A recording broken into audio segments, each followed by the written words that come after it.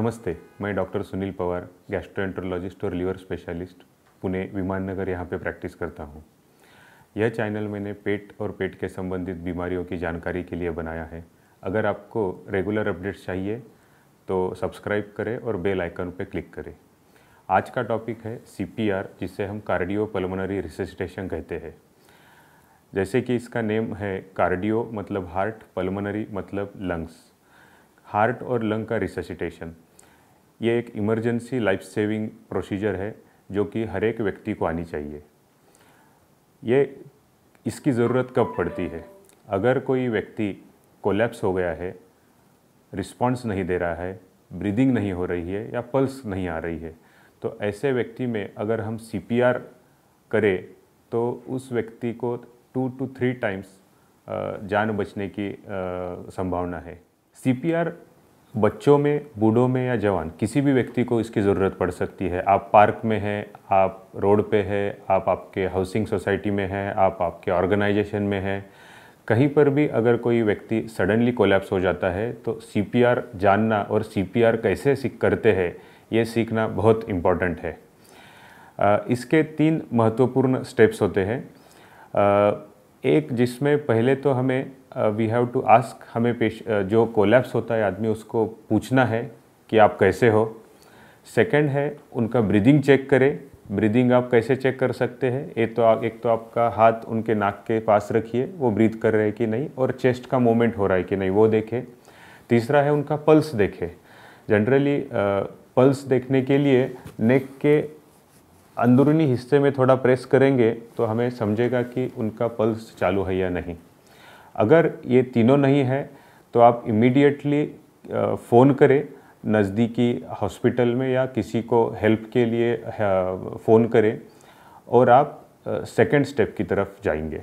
Second step में patient को सीधा लेटाना है और चेस्ट कंप्रेशंस देने हैं।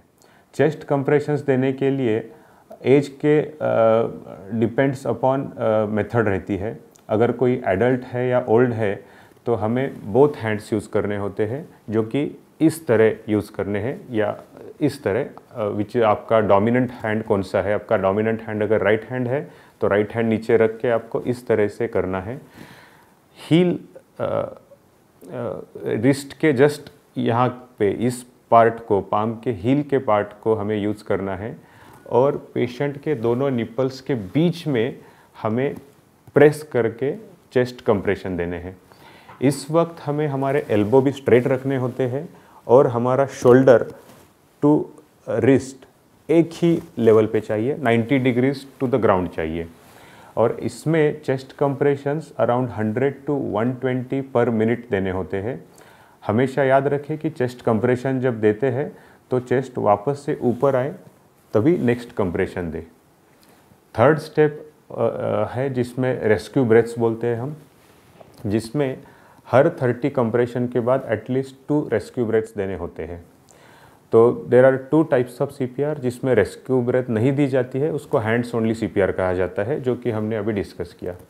अगर रेस्क्यू ब्रेथ्स देने हैं, थोड़ा एडवांस है उसमें, तो हमें 30 कंप्रेशन के बाद पेशेंट के हेड लिफ्ट करना है, चिन लिफ्ट करनी है और माउथ से माउथ सील करके ब्रीदिंग देनी होती है। इसमें हम पहले नॉर्मल ब्रीदिंग लेनी चाहिए, उसके बाद नोज़ पिंच करके, हेड टिल्ट, चिन लिफ्ट करके हमें माउथ टू माउथ ब्रीदिंग देनी है। उस वक्त हम ध्यान दें जब माउथ ब्रीदिंग हम देते हैं तो उनका चेस्ट मूवमेंट हो रहा है कि नहीं। अगर चेस्ट मूवमेंट नहीं हो रहा है मतलब हमारा सील बराबर नहीं है।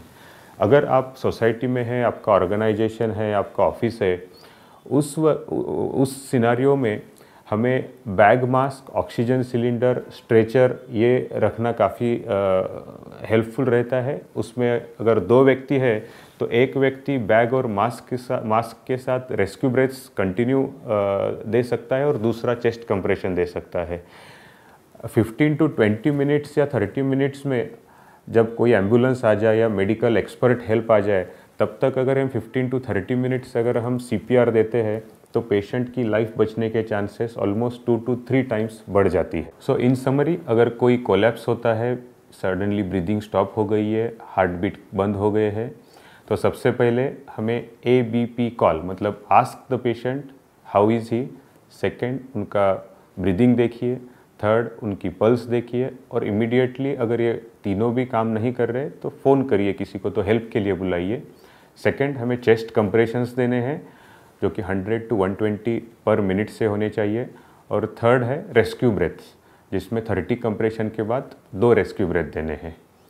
तो ये हमारा CPR का पूरा प्रोसीजर है। Thank you.